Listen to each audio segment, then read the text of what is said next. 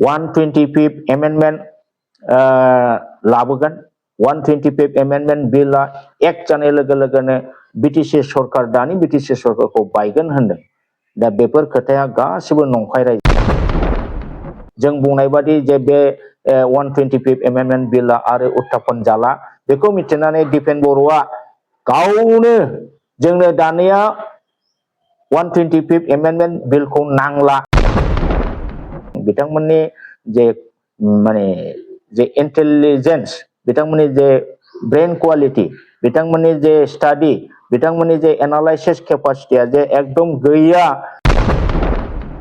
दिनै फुंबिलि समाव जोंहा इउटिउबार बिकिराज ब्रह्म आरो देरहासार इस्लारि बिथांमोनखौ आङो बरायबाय लोगोसे दुलाराय बर' रायजो राजा आरो बिटिसिनि गासिबो रायजो राजा बिथांमोननिसिम आंनि अननाय आरो खुलुमनायखौ आङो जासिहरबाय गोजोन्थों दिनै आङो अल बड' सिनियर सिटिजेन्स फरामनि जेनेरेल सेक्रेटारि श्री अमर सिंह ब्रह्मआ रायजोफोरनो जोंनि थांखि लानाय डिसिसन लानाय रिजल्यूशन लानायनि सोमोन्दै फोसावनो थाखाय बे प्रेस मिटखौ आं खालामनाय जादों मैया 27 तारिख मार्चआव बिजनी टाउननि थेंफाख्रि भवनाव जोंहा एग्जीक्यूटिव बडीनि मोनसे गोनां मिटिं जानानै थाङो आरो बे गोनां मिटिंआव थांनाय 3 बोसोरनि अडिट हियारिंबो जानानै थाङो लोगोसे जोङो जोंनि अल बड' सिनियर सिटिजेन्स फरामनि गुबुन गुबुन बिथिङै जोङो सावरायो संगठनखौ सालायलांनो थाखाय दा दासिम जोंहा 10टा डिस्ट्रिक्ट जाबाय ओरै सोनाबहा आलिपुरदुवार डिस्ट्रिक्ट परबजरा district Gossaigaon district Kokrajhar district Chirang district Bijni district ओमफ्राय Salbari district Baksa district Goalpara district आरो उदालगुरि डिस्ट्रिक्ट 10टा डिस्ट्रिक्ट जोंनि बे आफादा जों दासिम दाफुंनानै लानो हाबाय आरो मैया फ्राय डिस्ट्रिक्टआनो मैयानि मिटिंआव जमा जाजोबदों दा बेवहाय जोङो राजनितिनि सायावबो सावरायदों फैगोन एमएलए इलेक्शननि सायाव गुवारै जोङो सावरायनानै जोङो मोनसे सिद्धान्तआव फैदों बे सिद्धान्त एबा थांखियानो जाहैदों फैगोन एमएलए इलेक्शनाव जोंनि अल बड' सिनियर सिटिजेन फरामा जोंनि जातिनि स्वार्थनि थाखाय हारिनि थैनाय थांनाय बिटिसि ओनसोलखौ फारसेथिंनिफ्राय जेरैबो जौगाहोनाय बिथिंफोरखौ गुवारै सावरायनानै जोङो बिपिएफ पार्टीखौनो समर्थन होनाय मैया थांखि जोङो लाबाय दा बे थांखि बादियै आङो दिनै खावलायनो लुबैदों जोंनि अल बड' सिनियर सिटिजेन्स फरामनि साफ्रोमबो सोद्रोमाया फैगोन एमएलए इलेक्शनाव बिपिएफ खौ समर्थन खालामनानै खामानि मावगोन आरो गासिबो रायजो राजाखौ बिपिएफनो भट होनो थाखाय निश्चय खावलायगोन थांनाय बिटिसि इलेक्शनावबो जोङो जदिअबा थांखि लायाखैमोन अब्लाबो जोंनि अफिस बेयारार जोंनि पर्टफलिय' हल्डार प्रत्येक डिस्ट्रिक्टनि सिनियर सिटिजेन बिथांमोनहा गोसो गावबा गाव गोसो मोदोमै बिटिसि इलेक्शनाव बिपिएफनि जानानै बहुत खाथिदों आरो देरहासारबो खालामनो हादों देग्लायनि बे एमएलए इलेक्शनावबो जाहाथे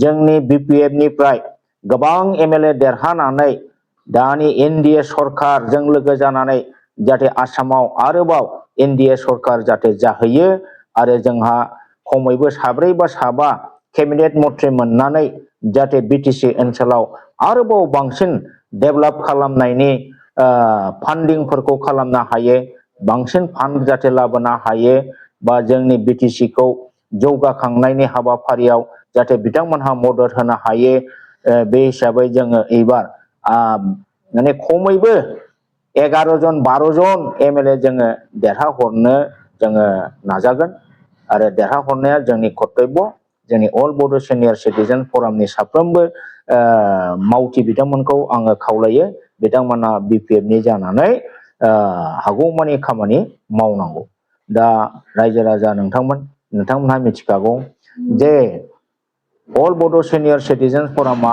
जेब्लाबो हारिनि थैनाय थांनायनि खोथा बुंगोन हारिनि थैनाय थांनायनि बाथ्राखौ लानानै खामानि मावगोन जोंहा संबिजिरावनो लिरनाय दंखायो नाथाय जोंनि बे आफादा राजनितिक माने मोनसे दल नङा बा बबेबा राजनीतिक हान्जाजों सालायजानाय बे आफाद नङा। अब्लाबो जोङो दरखार जायोब्ला माने हारिनि अलखद समाव जाय राजनीतिक हान्जाया जातिखौ बोखांनायनि खामानि मावगोन, जातिखौ फोथांनायनि खामानि मावगोन, बे राजनीतिक हान्जाखौ जों जेब्लाबो माने मदद खालामगोन एबा सापर्ट होगोन। जोङो नुनो मोनदों 2003आव बिएलटिआ बिटिसि एकर्ड खालामखांनायनि उनाव जोंनि बिटिसि बर' रायजो बड'लेण्डआव जेरैबायदि फारसेनिफ्राय लामा सामानिफ्राय आरम्भ खालामनानै बिभिन्न धरननि बुंथ्रनो हायै जौगानाय लाबोदों, जों बेखौ बावनानै थाङा। जों मिथिगौ जे बिटिसि जानाय लोगो लोगो जोंहा बिपिएफ सरकारा माने जेरैबो रायजो राजानि माने जौगाखांनायनि खामानिखौ मावदों, हारिनि मान सन्मानखौ लाखिदों, हारिनि थामोनथाखौ लाखिदों। दा बे हिसाबै आरो बे बिटिसि एकर्ड 2003नि दारै बर' रावखौ 8 सिडिउलावबो बिथांमोनहा सोहोनो हादों। आरो एकदम माने बे बिटिसि सुक्तिया ओरैबायदि रोखामोन, माने 89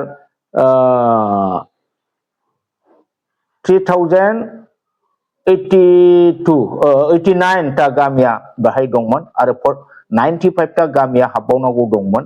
दा 95 ता गामिखौ जोङो सोसननायनि खामानिखौ मावबावनांगौ।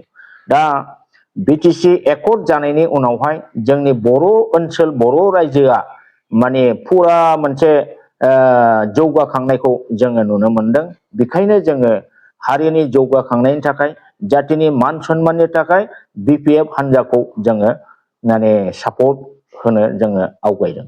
दिनै बेनि गेजेरावहाय जोङो नुनो मोनदों दाखालि थांनाय बिटिसिनि जे 5 बोसोरनि जे इउपिपिएल प्रमद बर' सरकार, बे प्रमद बर' सरकारा बिटिसिनि 6 सिडिउलनि जेनाखि एडमिनिस्ट्रेसननि जे पावार एन्ड फांसन, बेखौ सम्पूर्ण बिथांमोनहा फोजोबबायमोन। 2003आव हाग्रामा महिलारि बिथांनि जेनाखि बिटिसि सुक्ति, बिटिसि एकर्ड, बेवहाय जों जेसेबांनाखि पावार एन्ड फांसन मोनदोंमोन, जेसेबां जोङो फाइनान्सियेल फेसिलिटिस मोनदोंमोन, बे जिनिसफोरखौ थांनाय 5 बोसोराव प्रमद बर' इउपिपिएल सरकारा सम्पूर्ण बेखौ फोजोबस्रांनि लामायाव फैबायमोन। रायजोफोर 16ता डिपार्टमेन्टखौ माने आसाम सरकारनो डिसिफोरनि थ्रुयै माने हरफिनजोब्बायमोन। नाथाय नै हाग्रामा महिलारि बिथाङा बिपिएफ पार्टिया थांनाय बिटिसि इलेक्सनाव 28 जन एमसिएलए देरहानानै बिथांमोनहा दिनै गभर्नमेन्ट दानानै बै जे प्रमद बर'आ जे 16ता डिपार्टमेन्ट जे हरफिनदोंमोन, बेखौबो गासिबो लाबोफिननो हाबाय। दा बिटिसिनि 6 सिडिउलनि ट्राइबेलनि एडमिनिस्ट्रेसननि जे सिस्टेम, बे सिस्टेमखौ दिनै हाग्रामा महिलारि बिथाङा लाबोफिननो हाबाय। बे जोंनि बर' हारिनि थाखाय जोबोद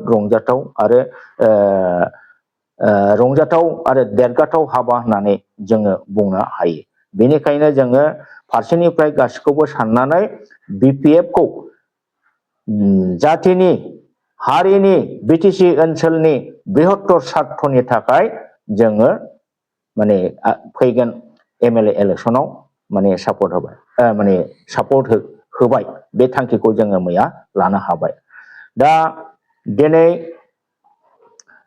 इउपिपिएल प्रमद बर' दैदेननाय हान्जाया गोबां अपप्रचार माने नंखाय फोसावनाय बिथांमोनहा फोसावगासिनो दङ। बिथांमोननि जोनोमाथ' थगायनायजोंनो जोनोम, माने थगायनाय सारा जेबो गैया। ओरैबायदि गखात थगायो, माने मा बुंबावनो रायजोफोर। आगोलावबो आङो जावले जावले बुंबाय, प्रमद बर'आ जाहैबाय सासे एकदम माने थगायसुला बिथाङा। दा बिनि थगायसुला खोथा बुंनायफोरखौ जोङो एसे बुंबावनो आङो। बिथाङा होनदों 17 बोसोराव हाग्रामा महिलारिया जेबो मावाखै। जेबो मावाखै, बे खोथाया सैथो नामा?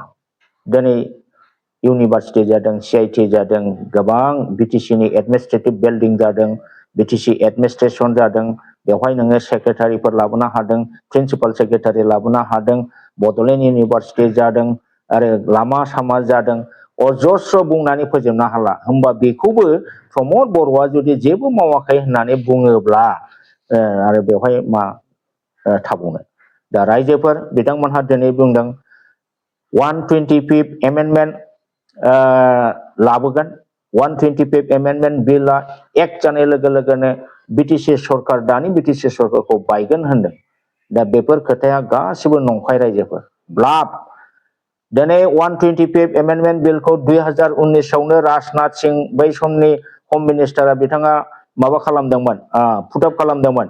नाथाय बेखौ बै समनि स्टेन्डिं कमिटिया बेखौ माने बिभिन्न साइडखौ स्टाडि खालामनानै बेखौ रिजेक्ट खालामदों। आरो बे मोनसे रिजेक्टेड बिलखौ दा रावबो माने मन्त्रिमन्डलआ बेखौ उत्थापन खालामला। दिनै बेखौ मिथिनानै बिसोरो मोनबाय जे 125 एमेन्डमेन्टआ खुनु पट्टायै जाला। बेखौ मिथिखानानैनो दिपेन बर'आ आगोलाव जदिअबा बिथाङा बुंदोंमोन 125 एमेन्डमेन्ट बिल लाबोगोन, 40टानि जायगायाव 60टा समष्टि बानायगोन, डाइरेक्ट फान्डिं लाबोगोन होनलाबायदोंमोन। नाथाय उनाव नुबाय जों बुंनाय बादि जे बे 125 एमेन्डमेन्ट बिलआ आरो उत्थापन जाला। बेखौ मिथिनानै दिपेन बर'आ गावनो जोंनो दानिया 125 एमेन्डमेन्ट बिलखौ नांला, दा गोदान बिल लाबोनोसो जोङो नारसिनसै होननानै बिथाङा ससियेल मिडियायाव स्पष्ट बुंदोंमोन। होमबा नोंथांमोना नायदो माबे स्टाडिजों माखौ नोजोर होनानै मा मोनदांनानै दफा मुफा बिथांमोनहा खोथा बुङो। दा बिथांमोननि गासिबो बेफोर खामानिया जाहैदों बिथांमोननि जे माने जे इन्टेलिजेन्स, बिथांमोननि जे ब्रेन क्वालिटि, बिथांमोननि जे स्टाडि, बिथांमोननि जे एनालाइसिस केपासिटिया जे एकदम गैया, बे जिनिसखौ फोरमायो। जायनि फलाव दफा मुंफा बिथांमोनहा खोथा बुंनो बाध्य जायो। आंथ' दिपेन बर'खौ दिनै लाजिनो ओंखारबाय। मानो लाजिनो ओंखारखो? 125 एमेन्डमेन्ट बिलखौ नांला होननानै डिक्लेयार होनाय मानसिया, गोदान बिलसो लाबोहोनांसिगौ होननानै बुंनाय मानसिया दिनै 125 एमेन्डमेन्ट बिलनि दारै बिटिसि दानि सरकारखौ 4 मासाव सिफायनो होननाय बाथ्राखौ बोरै बुंनो हाखो? बे जाहैबाय बिथांमोननि दा एकमात्र पलिटिकेल माने राव। बिथांमोनहा रायजोनि सिगाङाव खोथा बुंनो जुक्तियानो गैला, पइन्टसानो गैला। बबे जुक्ति बबे पइन्टसखौ लानानै बिथांमोनहा रायजोनि खाथियाव नुजाबावनो गैला। दा बेखौनो गारखानाय खोथाखौनो दा बिथांमोनहा हानहरनानै माने बर' जाम्बा जाम्बि रायजो राजाखौ नंखाय बाथ्रा बुंनानै जे 125 एमेन्डमेन्ट जायोब्ला माने बिटिसि दानि हाग्रामा सरकारा बायगोन, इन्टारिम गभर्नमेन्ट जागोन आरो इलेक्सन जानानै गावसोर आरो पावाराव फैफिनगोन। बेबायदि बाथ्राखौ बिथांमोनहा बुंगासिनो दं। जाय बाथ्राखौ खोनायोब्ला माने इन्टेलेक्सुयेल महलनि मानसिफ्रा बयबो लाजियो, बयबो मुगैयो। दिनै उर्खाव गोरामोन बादिया फिल्ड मबिलाइजेसन मिटिंआव बिथांमोनहा खोथा बुंगासिनो दं। बिथांनि खोथाखौथ' आङो मिनिनोबो ओंखारो। माने बिथाङाबो एक नम्बर थगायग्रायावनो गोलैयो। थांनाय बिटिसि इलेक्सनाव बिथाङा प्रमद बर'खौ दतमायाव देरहागोन होननानै बुंदोंमोन। प्रकाश बसुमतारीखौ जेनगोन होनदोंमोन, बेबोथ' जायाखिसै, नंखाय खोथा। आरो दिनै बिथाङा राजु नार्जारीखौ दतमायाव देरहागोन होनदों, थैब्लाबो राजु नार्जारीया देरहानो हाया। रबिराम नार्जारी बिथांनि फिल्डआ ओरैबायदि मजबुत जों नुयो, रायजो राजाफोरनि फुरा सापर्ट बिथांजों दङ। दा बहुद गोबां भटनि डिफारेन्सआव रबिराम नार्जारी बिथाङा देरहागासिनो दङ। दिनै उर्खाव गोरा बिथाङा बिदिनो नंबां जाबाङै माखासे खोथा बुंगासिनो दं मिटिंआव, जायफोरखौ माने खुनु फोथायथावबो नङा, जेबो नङा। दिनै प्रमद बर' दैदेननाय इउपिपिएलआ 2020 आव जे सुक्ति बानायदों, बे 2020नि 27 जानुवारियाव बे सुक्तिनि गेजेरजों बिथांमोनहा एनडिएफबि बिथांमोनखौ जोबोद थगायदों, स्मागलिं खालामनानै बिथांमोनखौ हाथियार गारहोनानै। नाथाय बिथांमोननि जे केसफोर, बिथांमोननि जे रिहेबिलिटेसन, बेनि जेबो राहा खालामनो हायाखिसै। दिनै बेसे दुखु गोनां, एनडिएफबिनि केस दिनै जोबाखै आरो बिथाङा हाथियार गारनानै थांनानै थानायनि जेबो राहा मोनाखै। प्रमद बर'आ मा खालामखो बे 5 बोसोरावलाय?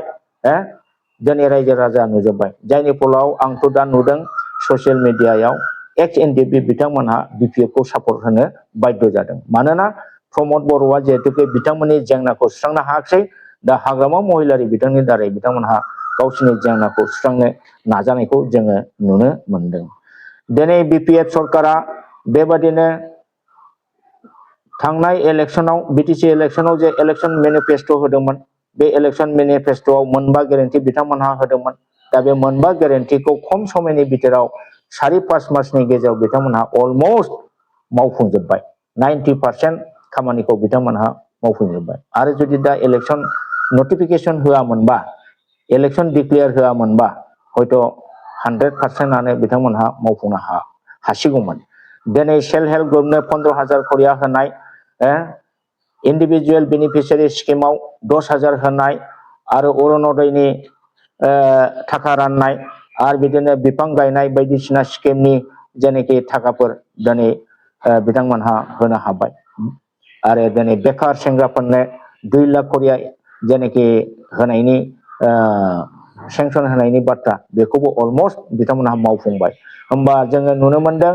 बिपिएफ सरकारानो रायजोनो जेरै खोथा होदों अलमोस्ट बे खोथा होनायखौ बिथांमोनहा सक्सेसफुली मावनो हाबाय खम समनि बिथोराव जों बेखौ बुंनांगोन बेनिखायनो आरो जाहाथे साबसिन आरो गोबांसिन खामानि मावनो हायो बिनि थाखाय जोङो बिपिएफ दोलोखौ बिपिएफ सरकारखौ जोङो मदद होनो गोनां रायजोफोर मदद होनो गोनां जाहाथे बिथांमोनहा आरोबाव साबसिनै मावनो हायो आरो गोबांसिन रां रुफा लाबोनानै आसाम गभर्नमेन्ट सेन्ट्रेल गभर्नमेन्टनिफ्राय लाबोनानै जाहाथे जोंनि बिटिसि ओनसोलखौ जेरैबो जौगाहोनो जाहाथे हायो बिनि थाखाय जोङो बिपिएफ सरकारखौ जेब्लाबो मदद होनांगोन दा आङो बारा गोलाव खोथाखौ बुंनो थांला जायखिया जों बेखौल' होनबाय अल बड' सिनियर सिटिजेन फरामा आगोलावबो बिपिएफखौ सापर्ट होबोदों देग्लायबो जोङो फुलि सापर्ट होनो थाखाय मैयानि एक्जिकिउटिभ बडियाव जों बेखौ माने थांखि हिसाबै आजावनाय जाबाय बे हिसाबै अल बड' सिनियर सिटिजेन फरामनि